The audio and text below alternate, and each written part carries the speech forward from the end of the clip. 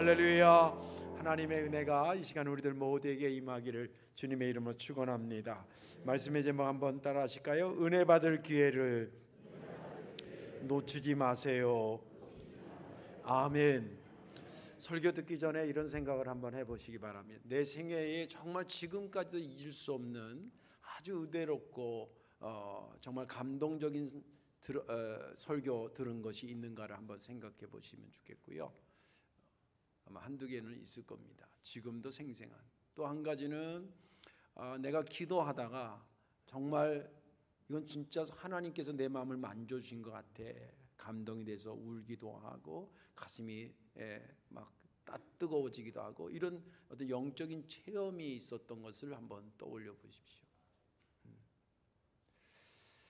그러면서 또 한 가지 생각은 만약에 내가 그때의 그 설교 자리에 안 갔으면 어떻게 될 뻔했나. 내가 그 기도하는 그 시간에 기도 안 했으면 어떨 뻔했는가 라는 것도 한번 생각하면서 오늘 말씀을 들으면 은혜가 되리라 생각이 듭니다.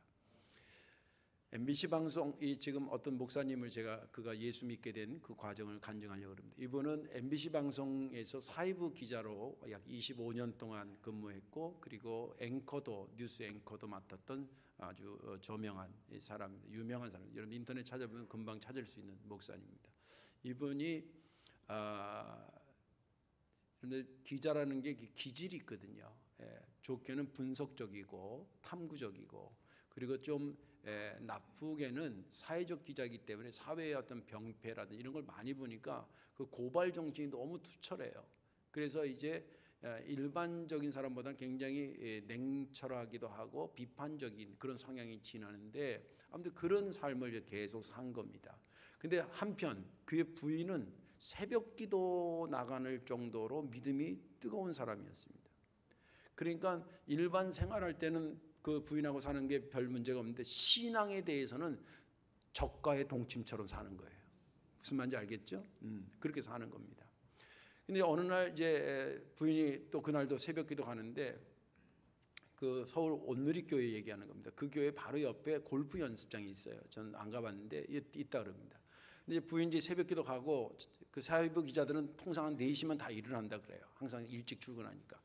그날따라 골프 연습장 가서 골프를 좀 칠까? 그리고 이제 부인 간 다음에 한참 있다 이제 자기 골프장 갔는데 하필 그날 한 달에 한 번 그 골프장에 쉬는데 그 쉬는 날이 그날이었다 그래요. 그래서 아이고 안 쉬는구나 그러고 집에 올라오려다가 갑자기 생각에 이 마누라가 맨날 새벽에 간다는데 제대로 새벽기도를 가는 거야? 어디 딴 데로 새는 거 아니야? 뭐 이런 생각도 들고 그 다음에 가서 대체 자기는 그때까지 교회를 한 번도 가본 적이 없대. 그래서 교회에서 대체 새벽기도를 뭘 어떻게 한다는 거야. 그 다음에 또 가서 혹시 고발할 게 있으면 카메라 출동을 아니 진짜 그 사람 얘기 그 소재로 하는 찾아야 되겠다. 그래가지고 이제 갔더니 좀 늦게 가서는 이제 이미 다 끝나고 불은 어슬이 꺼지고 왜 통성기도 있잖아요. 막 기도하는데 그 온누리교회가 뜨겁게 기도하는 교회거든요. 기도하는데 막 방언을 하고 이런데 방언할 때 막 이렇게도 기도하고 그러니까 처음 교회 간 사람이 정숙하게 예배드린 줄 알았더니 막 이러니까 이거 완전 사입이다. 판단을 딱 하고 자기 부인이 어디 있나 구출하려고 이렇게 보니까 세 부로 A급, B급, C급으로 나눠지더래요. A급은 강대상 옆에까지 와가지고 막 기도하는 사람. 그리고 B급은 저 중간 정도. 그 다음 C급은 저 끝에서 기도하는데 보니까 자기 부인이 다행히 그 사람 말이에요. 다행히 파카를 뒤집어 쓰고 저 뒤에 C급에 앉아서 기도하더라는 거예요. 그래서 요 정도면 구출해낼 수 있겠다. 내 부인이 여기서 기도할 정도 A급이면 힘든데 C급이라 되겠다. 그리고 이제 집에 가가지고 부인한테 내가 이만년에서 갔었다. 당신이 어디 앉았으니까 부인이 깜짝 놀란 거죠. 나 이번 주에 이 사이비 집단 이거 카메라 출동시켜야 되겠다. 그런데 자료를 내가 해야 되니까 일주일 동안 잠입 취재를 하겠다. 새벽 기도 때. 그러니까 당신 가지 말고 나만 가겠다. 그런 거예요. 남편이. 그러니까 부인이 여보 그러지 말으라고 왜 그러냐고. 그리고 말렸는데 말을 듣나. 그리고 이제 새벽 기도를 부인은 그냥 또 간 겁니다. 이 사람은 은혜 받으러 간 게 아니라 잠입 취재하러 들어간 거예요. 어떤 설교나. 그러니까 이제 첫날은 통성기도 때 갔으니까 앞에 어떻게 된지 모르니까 처음부터 이제 간 겁니다. 시간 맞춰서. 그런데 잘 들으세요. 넷째 날 됐을 때 요한복음에 관련된 설교를 하는데 그 듣는데 자기도 모르게 울어야 됐다가 아니라 눈물이 쭉 나오더라는 거예요. 할렐루야. 근데 자기를 부인을 구출하러 가려고 그랬다가 자기가 거기에 매였다는 거예요. 근데 그 쏟아지는 은혜를 거부하지 않았다는 거예요. 이 사람은 굉장히 똑똑한 사람입니다. 거부하지 않고 거기에 해서 일주일 지나고 나서 카메라 출동시켰을까요? 등록했을까요? 등록을 한 거예요. 그리고 나서 기왕에 다니는데 좀 알아야 되겠다. 기독교가 뭔지를 알아야 되겠다. 그래서 새벽 기도를 1년을 작정을 했다 그래요.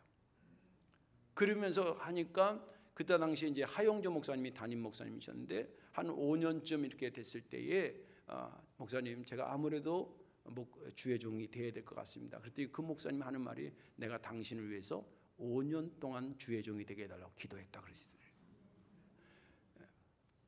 근데 이제 입장이 바뀌어가지고 부인이 길길이 뛰는 거예요. 당신이 목사 되면 어떻게 하냐. 그래서 자기가 그랬대. 그러면 내가 다시 옛날처럼 술집이나 다닐까? 그래서 아무튼 미국에 가서 유학하고 그리고 목사가 돼서 지금 아주 훌륭하게 제가 그분 설교를 가끔 듣는데 참 인사이트가 있어요. 아주 말씀이 간결하기도 하고 통찰력이 있고 아주 임팩트도 있고 그래요. 쏟아지는 주의 은혜를 그 받을 기회를 놓치지 않기를 주님의 이름으로 축원합니다.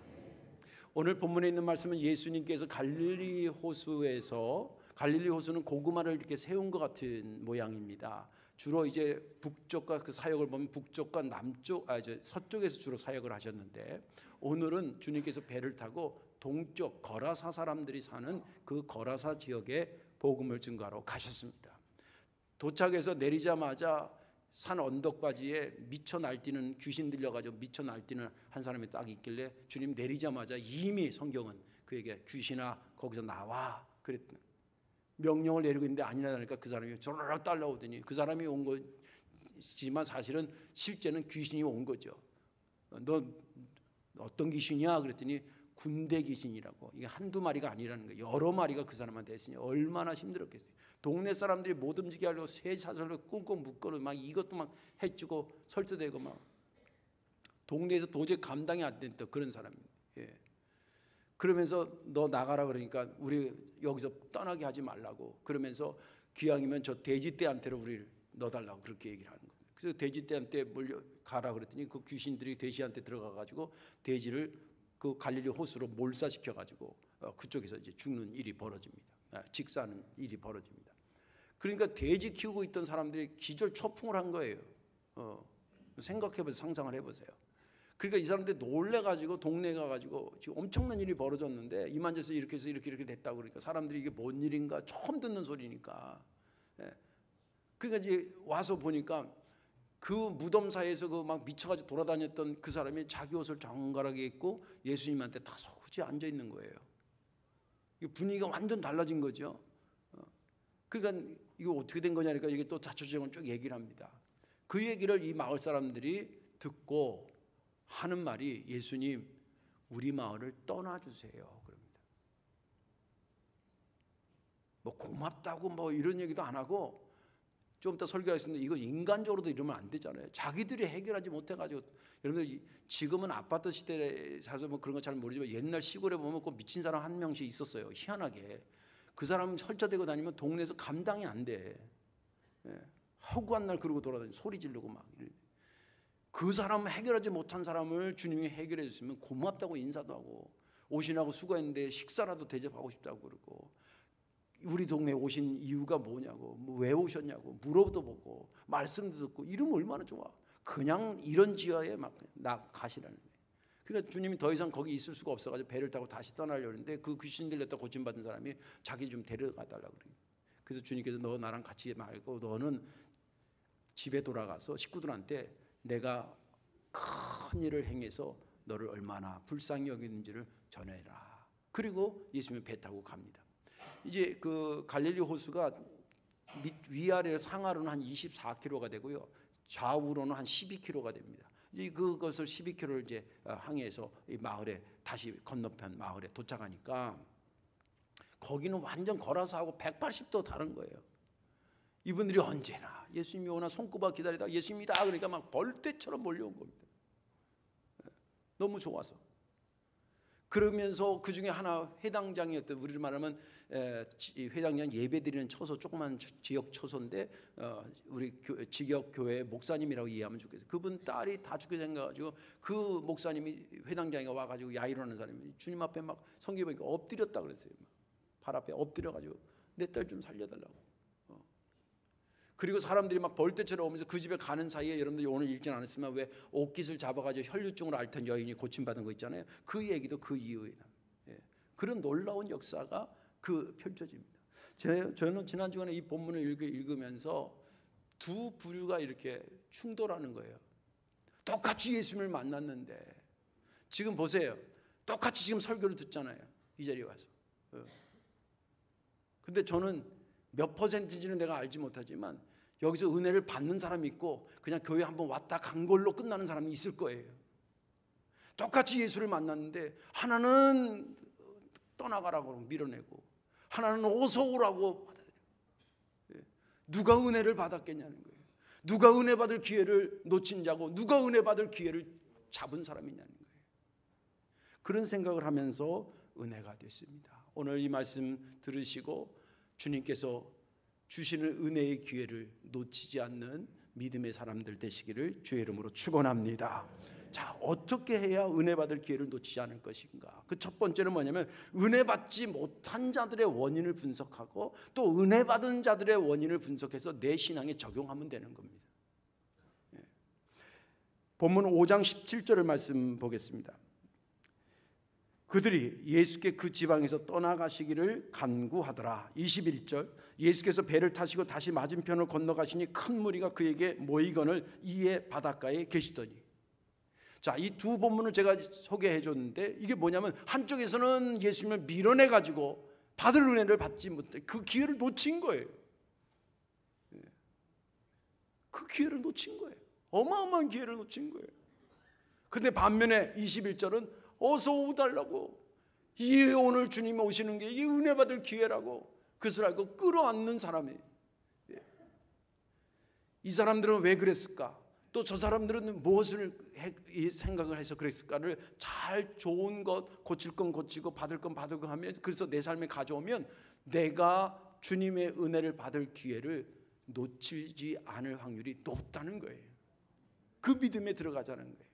자, 그러면 먼저 은혜 받지 못했던 이 사람들이 어떤 실수가 있었는지, 또 나중에는 은혜 받은 이들이 어떤 까닭에 은혜를 받았는지를 한번 생각해 보시길 바라고 그 말씀을 전하려고 합니다. 제가 양쪽을 연구하면서 보니까 공통적인 것은 뭐냐면 예수님을 어떻게 생각했느냐가 관건입니다. 결론적으로 얘기하자면 은혜 받지 못한 사람은 예수님 알기를 자기보다 밑에 놓고, 은혜 받은 사람은 예수님 자기보다 위에 놓은 사람입니다. 자, 은혜 받지 못했던 이 거라사의 사람들에 대해서 한번 예수님을 그는 어떻게 생각했을까도 한번 생각해 보십시오. 그들에게 제가 본문을 보니까 손해 본 것이 있습니다. 그리고 이득 얻은 것도 있습니다. 다 예수님 때문이에요. 손해본 것은 뭐냐면 돼지를 키우다가 2,000마리가 죽었어요. 정확히 값으로는 환산할 수 없는데 분명한 것은 재산에 손실이 입은 것은 사실입니다. 근데 반면에 또 예수님 때문에 자기 동네의 사람, 이 사람이 누군가의 아들이었을 거고, 그죠? 누군가의 친척이었을 텐데 안타까우면서도 자기가 도저히 해결할 수 없었던, 미쳐 날뛰고 있었던 그 사람이 살아나는 이득을 얻었습니다. 다시 말씀드릴게요. 손해도 얻었어요. 손해하면 돼지가 죽는 손해를 얻었고, 이득은 뭐냐면 사람이 사는 이득을 얻었어요. 그러면 객관적으로 여러분 생각해 보세요. 돼지 죽는 손해보다 손해가 크겠어요? 사람 얻는 이 기쁨이 더 크겠어요? 여러분들 가끔 우리 교인들이 그런 건 참 안 하지만 뉴스 볼 때 정말 안타까운 것은 술 먹고 왜 운전하고 이러랴. 사람 죽이잖아. 엊그저께 뉴스도 보니까 어떤 저기 해가지고 모닝인가 조그마한 승용차를 엄마랑 딸이 운전하고 갔더라. 20대 딸인가 하고 엄마랑 50대 엄마랑 갔더니 사고 해가지고 죽었더라고요. 그 돈으로 어떻게 환산하냐고. 그럼 돼지 2,000마리 죽는 게 나아요? 어머니 죽는 게 나아요? 한번 생각해봐. 비교가 되냐고. 근데 이 사람들이요, 성경은 거기에 대해서 정확히 얘기하지 않아요. 왜 예수님을 밀어냈는가에 대해서 정확히 얘기하는데, 정황적으로 보면 성경이 얘기하는 걸 우리가 그 말씀을 가지고 우리가 상상할 수가 있잖아요. 정황적으로 보면 이유가 딱 한 가지예요. 일단 경제적 손실인데 이분이 그 다음에 어떤 일을 통해서 어떤 손실을 자기들이 원치 않은 것들을 이루어 놓을지 몰라요.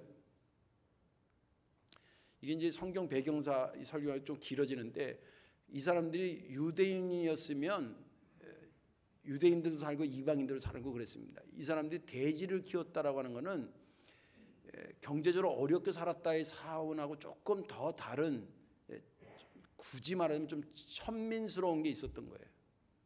왜냐하면 이스라엘 사람들 돼지고기를 안 먹거든요. 근데 그걸 키우고 그걸 생계로 삼는 거 보면 둘 중에 하나에 로마 군인들한테 그 사람들은 돼지고기를 먹었으니까 거기다 뭐 수급이 있으니까 공급이 있을 거 아니에요. 거기다 팔았든지 아니면 다른 걸 안 먹는 거를 그냥 해가지고 그거라도 생계를 꾸려나가려고 했던. 그러니까 여러 가지로 볼 때는 일반 사람들보다는 상당히 좀 천민에 가까운 사람들이에요. 예. 여기에 주님이 복음을 증거하러 갔다는 거예요. 예. 근데 그들의 행동이 정말 자기들을 불쌍히 여기고 여기까지 찾아와서 그 능력의 주님이 와서 우리가 해결하지 못한 귀신을 내쫓고 놀라운 역사를 말씀면 그분 앞에 달깍 엎드려서, 한번 생각해 보세요. 능력이 있는 분들이 우리 마을에 온 적이 없는데 주님 당신 너무 고맙습니다. 와서 이런 엄청난 것들을 해결해 주셨으니 이렇게 생각해야 되는데, 예수님은 우리들의 재산을 손실하게 하고 앞으로도 더 어떤 손실을 끼칠지 모르는 그렇게 해석하고 자기들의 이득 발밑으로 깔아버립니다. 엄청난 실수를 범한 거죠. 엄청난 착각을 한 거죠. 이런 이야기들을 우리의 얘기로 어떻게 가져갈까 한번 예를 들어 보십시다. 우리 얘기로 가져와. 설교는 늘 우리의 얘기를, 현장성을 가지고 들어야 됩니다. 우리에게 시간, 내 시간이 있고 하나님의 시간이 있고요. 물질, 내 물질이 있고 하나님의 물질이 있고, 생각, 내 생각이 있고 하나님의 생각이 있어요. 그런데 어느 순간에 내 시간에 하나님의 시간이 들어와서 야 이거 하나님의 시간인데 하면서 내 시간을 들어올 때가 있어요. 물질에 대해서 야 이거 하나님의 돈인데 그리고 들어올 때가 있어요. 생각에 대해서 야 그거 하나님의 생각인데 그리고 생각을 타고 들어올 때 이걸 그 밑으로 깔지 말라는 거예요. 밀어내지 말라는 거예요. 그러니 어떻게 밀어내는데 거기에 어떻게 주의 은혜가 임하겠냐는 거예요. 예수님이 참 여기 보면서 그 말은 안 했는데 정황적으로 보고 심정적으로 보면 거기 세상에 남들 제대로 가지 않는 그 지역이 쉽게 말하면 더러워서 잘 안 가는 지역이거든요. 근데 거기 가서 복음을 증거하고 사람 살리러 가신 예수님이 하도 밀어내는 바람에 거기서 더 이상 은혜를 끼치지 못하고 다시 배 타고 다시 돌아오는 거예요. 뒤로 돌아섰을 때 예수님의 마음이 얼마나 힘들었겠는가 한번 생각해 보세요. 사실은 엄격히 신학적으로 얘기하면 내 시간에 하나님의 시간이 들어오는 게 아니라 하나님의 시간에 내가 들어가는 거예요. 내 마음에 하나님의 마음이 들어오는 게 아니라 사실은 하나님의 마음에 내 마음이 들어가야 되는 거예요. 그런데 거꾸로 생각하면서 아무튼 내 것을 뭔가 주님이 침범에 들어온다고 생각해가지고 그것을 자기 생각보다 밑에다 하고 밀어내면 어떻게 그 사람이 은혜 받을 기회를 얻겠냐는 거예요. 그래서 주님도 더 말 안 하고 배 타고 다시 가버린 거예요. 너무 안타까운 것은 기회를 놓쳤다는 거예요. 세상에 이런 기회가 어디 있어? 이 기회를 놓쳤다. 제가 이렇게 목회하다 보면요, 사람이 변화될 때에 여러 차례 말씀을 듣고 변화되는 경우도 있어요. 그런데 어떤 경우는요, 한 설교에 확 뒤집어지는 사람이 있어요. 그 설교 중에 한 문장이 뒤집어지는 사람이 있고, 심지어는 한 단어에 확 뒤집어지는 사람도 봤어요. 저 역시도 그랬으니까. 기회였던 거예요. 근데 그 기회가 다른 것에 이렇게 해가지고 밀쳐져서 세상에 생명주로 오신 그 기회를 놓친 거예요. 얼마나 안타까워. 오늘 이 자리가 그 기회일 수도 있어요. 놓치지 않기를 주의 이름으로 축원합니다. 반면에 이 기회를 은혜로의 기회로 삼았던 사람들 한번 살펴보면 그 상대편에 저쪽 편에 있었던 그 사람들이 예수님이 오니까 요즘처럼 핸드폰이 있었겠어요? 몇 시 온다고 약속하고 간 게 아니거든요. 여러분들 약속을 했어도 보세요. 내가 거라사에 갔는데 금방 반대해가지고 금방 배 타고 다시 올 거야, 이런 약속을 했겠냐고. 가면 하루 이틀은 있을 수 있다고 생각하고 갔을 거 아니에요. 또 가면 저쪽 아까 말한 한 10km 이상을 배를 타고 가니까 엄청나게 멀리 간 거예요. 쪽배를 타고 간 거니까. 그러니까 전류 갔을 때는 아마 모르긴 몰라도 2, 3일 있다 오시겠지. 그런데 바로 왔잖아요. 왔는데도 손꼽아 주님을 기다리는 거예요. 여러분 그분의 심령을 한번 생각해 보세요. 이분은 손꼽아 기다려도 아까울 뿐이 아니라는 건 생각하고 있었던 거예요. 그리고 아주 귀한 분이라고 생각했고, 그분이 오면 내가 풀지 못하는 내 인생의 문제를 풀을 수 있는 분이 그분밖에 없다고 간절한 마음을 가지고 있었어요. 그래서 아까 얘기한 것처럼 야이로의 딸이 살아나고 옥깃을 잡아서 그 혈류병에 있었던 여인이 고침받는 역사, 또 그것을 통해서 보면서 많은 사람들이 믿음이 생겨지는 역사, 사모하고 있던 그들에게 임한 거예요. 거부했던 그 거라사에서 베푼 은혜, 더 베풀어 주고 싶었는데 못하고 온 은혜가 사모하고 있는 이들에게 임하게 됐다는 거예요. 예수님께서 은혜 주시려고 그러실 때에 이게 기회다 생각할 때 바짝 붙잡으시길 바랍니다. 이 사람들은 그런 거예요. 주님만 오면 그 자체가 내가 은혜 받는 게, 언제 올지 모르지만 내가 손꼽아 기다린다. 학수고대하고. 그런데 오늘 예배 오기 전에 어제부터 막 오늘 교회 가려고 막 그 생각이니까 막 설레고 막 이런 마음 가지고 있다 오셨죠? 저쪽 정도는 아멘을 안 하는 것 같아. 아, 벌써 내일 주일이야. 또 교회 가야 됐네. 이러고 오신 건 아니죠? 오늘 여러분들이 온 걸 거저 보내지 않으시 하려고 하나님께서 말씀을 준비하고 아름다운 찬양을 일에 관여로 반주자를, 지휘자를 준비하고 대표 기도자를 세우고 성경 읽자를 세우고 방송실에 여러분들이 한 예배가 가능하기 위해서 보이지 않게 보이게 움직이는 사람이 상당히 생각보다 많아요. 안내위원들부터 시작해서 그 사람들이 다 모의해서 하는 거예요.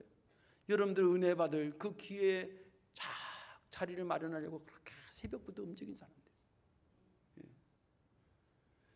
사모하는 자를 만족해 하시는 주님을 믿고 오늘 그러지 못한 자와 그런 자의 이게 이 사람들의 단점이 있구나, 이 사람의 이게 장점이 있구나. 단점은 보완해서 내게 소용하고 장점은 내가 소유해서 그대로 유지하면 여러분들 은혜 받을 기회를 놓치지 않는 지혜로운 자가 될 줄로 믿습니다. 마지막 하나는 뭐냐면, 어떻게 은혜 받을 기회를 놓치지 않냐면 은혜 받지 못한 이후와 은혜 받은 이후에 어떤 일이 벌어지는지에 대해서 생각하는 거예요. 20절 말씀을 읽어드리겠습니다. 그가 가서 예수께서 자기에게 어떻게 큰 일을 행하셨는지를 데가볼리에 전파하니 모든 사람이 놀랍게 여기더라. 이 말씀을 쭉 보면 이 귀신들을 다 고침받은 사람이 그 마음의 상태가 어떤지를 결정적으로 우리에게 알려주는 두 가지 단어가 있어요. 여기 본문 20절에 하나는 뭐냐면 큰 일을 행하셨다라고 하는 거와 데가볼리라고 하는 그 지명이 우리에게 말해주고 있어요. 사실 예수님께서 이 땅에 오셔서 하신 모든 일은 작은 일이 없어요. 작은 일이 스몰이 아니라 그레이트예요. 위대한 일이에요. 하늘 보좌를 버리고 이 땅에 오셨다. 이거 그레이트한 거예요. 오셔서 말씀을 전거하고 못 고치는 자를 고치고 귀신을 내쫓고, 그리고 그 사랑의 결정체인 십자가에서 죽으시고 부활하시고, 이 모든 것들은 인간이 흉내낼래야 흉내낼 수 없는 어마어마한 일을 한 거예요. 귀신 들렸다 고침받은 이 사람의 입장에서는 세상 누구보다도 고마운 사람이 이분이에요. 왜냐하면 누구도 자기를 어떻게 하지 못했으니까. 귀신 들렸다 한 사람도 보니까요, 귀신하고 자기하고 막 같이 있어요. 그러니까 자기가 귀신 들렸다는 걸 알아. 근데 막 나가라 그래도 자기가 하면 안 들어. 뭐 그런 얘기 해요. 자기도 자기를 어떻게 하지 못했는데 주님이 와서 내쫓았으니까. 그분이 자기를 귀신 내쫓던 것을 얼마나 큰 일로 여겼을 거예요. 중요한 것은 뭐냐? 주님이 하신 일이 큰 일인데 더 중요한 건 뭐냐? 그것이 큰 일인 줄 아는 것이 중요한 거예요. 주님께서 우리에게 주신 것이 어마어마한 일인데 예수 믿으면 구원받습니다. 이게 싸구려 복음입니까? 보네포라는 신학자가 그런 얘기한 거예요. 예수 믿으면 구원받는다 그러니까 이게 싸구려 복음이지 않아요. 천만의 말씀에 이거 누구도 만들 수 없기 때문에 돈으로 살 수 없기 때문에 거둬주는 거예요. 여러분들 부모의 사랑을 얼마 주고 받았어요? 그 싸구려 사랑입니까? 어머니가 여러분들에서 평생 키운 거 싸구려입니까? 돈으로 환산할 수 없으니까 그냥 주신 거예요. 예수님의 십자가의 사건도 그런 거거든요. 그냥 주신 거예요. 그냥 주신 거예요. 예. 이것을 큰 것으로 여기는 자가 복될 줄로 믿으시기 바랍니다. 그 자가 그것을 큰 일로 생각하고 그러니 이 엄청난 큰 일이 내게 이루어졌으니까 이게 가만히 있을 수가 없는 거예요. 너무 감격스럽고 기쁜 거예요. 귀신 들리면 특징 중에 하나가 기쁨이 사라져요. 웃어도 웃는 게 아니에요. 내면에서 오는 기쁨, 구원받은 자, 은혜 받은 자만이 소유할 수 있는 특권이요 축복입니다. 또 한 가지는 뭐냐? 대가볼리라고 하는 거라 그랬잖아요. 이거는 어느 마을 이름이 아니에요. 우리처럼 강원도, 경기도 도 이름이나 대가볼리 지역은. 근데 오늘 여기 예수님께서 따라가려고 할 때 뭐라 그래요? 야, 너 따라오지 말고 내가 큰 일을 행해서 너를 얼마나 불쌍히 여겼는지를 니네 식구들한테 가서 얘기하라. 그렇게 얘기를 해요. 맨 처음에. 그죠? 그래서 이 사람이 예 알겠습니다. 그리고 가가지고 자기 식구들한테 얘기했겠어요? 안 했겠어요? 저는 했다고 봐요. 했는데 그 기쁨을 주체할 수가 없는 거예요. 그래서 마을 사람에게까지 범위를 넓힙니다. 그리고 그 지역 사람들까지 벌다가 나중에는 우리를 말하는 강원도 전체를 돌아다니면서 예수님이 나를 고쳐줬다고. 멀리까지 했다라고 하는 게 중요한 것도 중요한 거지만 그런 기쁨의 상태가 그 사람의 상태였다는 거예요. 요즘 우리들이 현대에서 추구하는 거 아닙니까? 행복하게 사세요. 병원에 가면 의사 선생님이 약 주면서 뭐래? 선생님 스트레스 받지 마세요. 누구 받고 싶어 받나? 약 주면서 그래 스트레스 받지 마세요. 마음 편안하게 가지세요. calm down 하세요. calm down 하세요. calm down이 되냐고 쉽게. 그것을 줄 수 있는 분이 예수님이고 은혜 받으면 그래지는 거예요. 할렐루야. 내가 왜 이렇게 신경이 날카로워지지? 가만히 생각하면 은혜가 부족하다고 생각하시면 돼요. 아멘들을 안 하잖아. 저 인간이 스트레스를 받게 해서 받는 건데 아니에요. 아니에요. 진짜 아니라는 건. 저도 지금 이 설교를 하면서 부끄러운 부분이에요. 지금 제가 설교하는 것도. 목사님은 그래요? 저도 그렇게 못해요 잘. 근데 말씀이 맞아요. 모든 사랑은 두려움을 어떻게? 내쫓나니. 내 속에 사랑과 은혜가 부족하니까 저게 못 받아들여지는 거예요. 은혜 받으면 그게 가능해진다는 거예요. 여기까지만 전할 때도 막 멀리까지 하고 너만 알고 있는 기쁨이 되라고 해도 막 이것을 외치고 싶은 기쁨이 되고 그 사람의 상태를 보라 해요. 반면에 은혜를 거부했던 사람에 대해서 그 사람들이 그 다음에 어떤 상태로 살았다는 것을 성경은 얘기하지 않아요. 얘기하지 않은 것은 우리가 상상을 동원할 수밖에 없어요. 그죠? 이 사람들이 분명한 것은 예수님을 일단 밀쳐냈으니까 거기서 더 큰 은혜를 베풀려고 해도 베풀 수가 없어. 밀어냈으니까. 그러니까 그 큰 은혜가 있어야 기쁨이 큰 기쁨이 있는데 큰 은혜를 받지 못하니 큰 기쁨도 없어. 그냥 일단 살다가 어제 같은 오늘 살고 오늘 같은 내일을 살다가 그냥 가는 거예요. 기쁨도 그들이 생각하는 기쁨은 영원한 기쁨이 아닌 거예요. 한 번 인생을 사는데 왜 그 기회를 놓쳐서 그런 인생으로 살다 가냐 이 말이에요. 저희와 여러분 은혜 받은 이후의 삶을 꿈꾸시길 주의 이름으로 축원합니다. 참 기쁨이 거기에 있으니까. 제가 고민 없어 날마다 편안하게 사는 것 같아요? 아닙니다. 우리 교인들 중에 지금 몸이 아프신 몇 분 계신데 새벽마다 제가 괴로워지는 시간이에요. 저녁마다 괴로워지는 시간 기도하다가. 저도 아이를 키우고 있고요. 저도 부모님들 섬겨야 되는 그런 나이가 80 넘으니까 원조 어머니도 며칠 전에 또 병원에 입원하고 그러셨어요. 다 저도 여러분들 겪는 고민을 다 가지고. 근데 설교할 때 표정 보세요. 고민 찌들어 있나? 고민 없어 웃는 게 아니에요. 고민은 고민이고 내일은 내일이고 내일은 내일이 걱정하게 하는. 이게 은혜 받으면 가능해지는 겁니다. 이제 말씀을 정리합니다. 이런 속담이 있잖아요. 송충이는 솔잎을 먹고 살아야 돼요. 그런 것처럼 인간은 언제 인간이 됐냐면 주님께서 빚으시고 당신의 생기를 내 속에 넣으면서 이걸 은혜로 환산해 보세요. 은혜를 통해서 내가 된 거예요. 그러면 내 삶이 계속 그 기쁨을 간직하려면 주님의 은혜를 계속 공급받아야 됩니다. 사랑 가운데 태어났으면 사랑을 계속 부모한테 받아야 온전한 사람이 되는 것처럼 인간이 주님의 생기로 인해서 태어났기 때문에 주님의 은혜를 계속 공급받아야 온전한 사람이 되는 것입니다. 주님은 우리에게 다양한 방법으로 은혜를 주시고자 해요. 예배면 예배, 개인 기도면 기도, 심지어는 목사가 가끔 전하는 그 전화를 통해서도 은혜 주려고 하는지도 몰라요. 그때 그 기회를 놓치지 않기를 주의 이름으로 축원합니다. 고린도후서 6장 2절에 이런 말씀이 있어요.